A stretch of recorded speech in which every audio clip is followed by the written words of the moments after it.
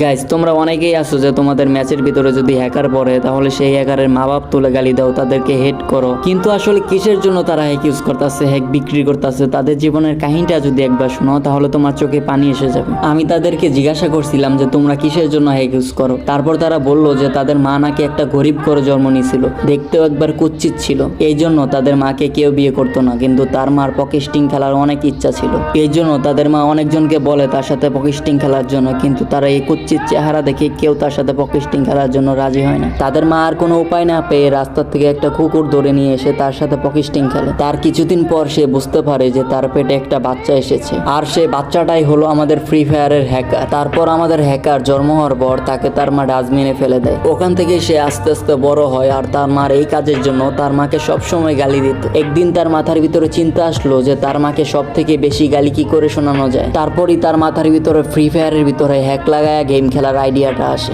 আর তাদের আইডিয়াটা সফলভাবে কাজে লাগে। ঠিক এই জন্য তাদের মা বাপ তুলে গালি দিলে তাদের কোনো যায় আসে না, তারা আরো খুশি হয়।